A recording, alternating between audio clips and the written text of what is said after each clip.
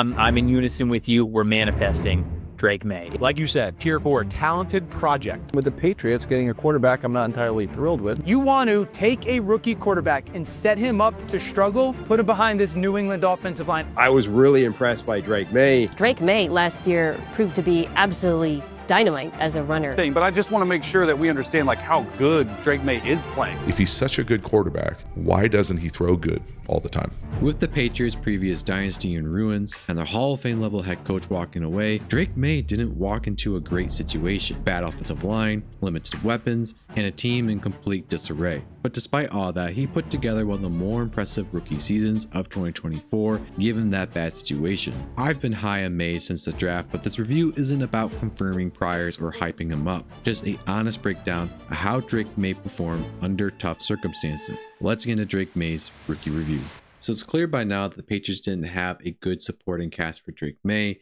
Just how bad was it though? Well, the Patriots had the second worst pass blocking offensive line in the NFL, being ranked 31st of 32 NFL teams. The run game, or really specifically the run blocking, was super bad too, being the worst in the NFL. For receivers, it doesn't get much better, being graded out to be a bottom 5 receiving unit. Hunter Henry being the focal point of the offense and their best receiver. Not a guy though that you want your rookie quarterback relying on always. Maye's situation was so bad that analysts around the league were calling for Drake Maye to sit the whole year because they thought the team was so bad it would ruin him, which it didn't happen. Drake Maye ultimately was a prospect that I really like, but he was and still does need some developing to do, so don't jump on the bandwagon yet. And putting a quarterback that needs development into a bad situation, like Bryce Young last year, was a disaster waiting to happen. But Drake Maye surprised us all, just not from a statistical standpoint. Maye threw for 2,276 yards at 6.7 yards per attempt, rushing for 421 yards at 7.8 yards per attempt, which is insane by the way. He had 15 touchdowns and 10 interceptions,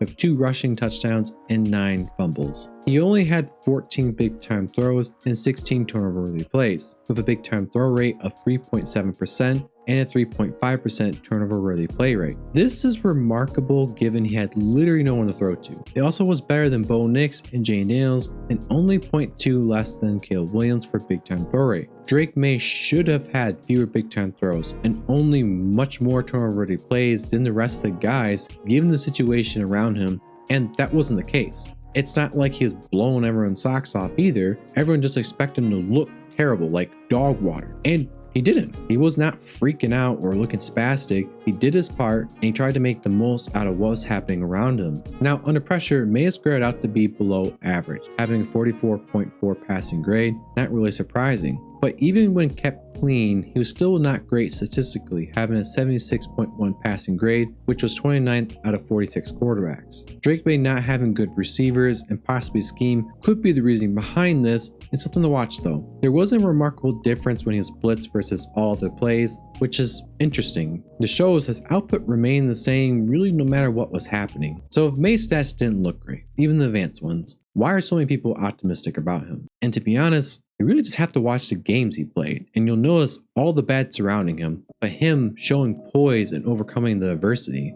A critical point as well, he responded to coaching very well, changing from a wide variance, superhuman style Josh Allen-esque play to cutting the turnover-worthy plays, while still adding big-time throws to the offense and protecting the ball. This is so important, and it seems dumb, but I can't emphasize enough that what normally takes quarterbacks the offseason, even another whole year to change, it literally took him a few games to change, with a historically bad offensive line and receiving core being sacked 34 times in only 10 games. Many people expect him to look bad and have wild variance, and in return, he showed quick development in such short time. I love Drake Maye's willingness to push the ball down the field despite having nothing to work with. I feel pretty strongly that quarterbacks who make a lot of big time throws without in return significantly turning the ball over, looking at you Jameis Winston, are the ones that are elite and give their teams the best chances to win. Besides the obvious of continuing to develop for Drake Maye and getting better at everything all around,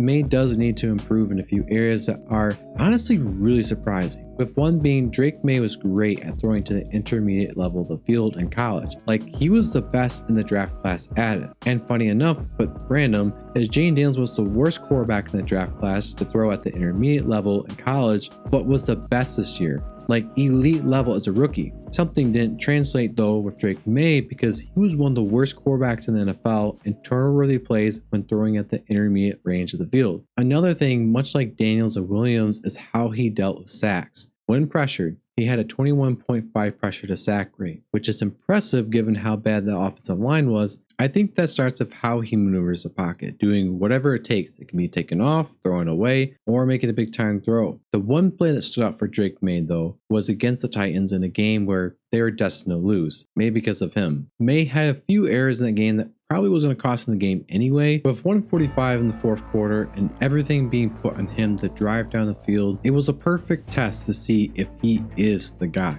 And what does Drake Maye do? He pulls off what the best quarterbacks do. Game-tying touchdown to go into overtime. Coverage is going to be zone coverage, and if this wasn't in the end zone, it might look like Tampa 2 or cover 4. With his pocket somehow staying clean, Maye sees Henry start to get a little open, but there wasn't a window to fit the ball through. Maye then maneuvers the pocket, hoping it would allow someone to get open. It doesn't. By now the pass rush is getting free, and Drake Maye puts a nasty juke on the D lineman, moving left with two defenders then screeching down at him. Before he gets thrown down, he throws a prayer to Stevenson, who has a chance to get to spot since this guy, I don't know what he's doing looking over there. But anyhow, Stevenson slips away and snags it for the game-tying touchdown. Now that shows you that Drake Maye has it. If you guys enjoyed the video, please leave a like. It helps YouTube show this video to more people. And subscribe if you want to see more of my football content. I got a lot of draft videos in the making and some analysis on controversial quarterbacks in the NFL coming after this video. See you next time.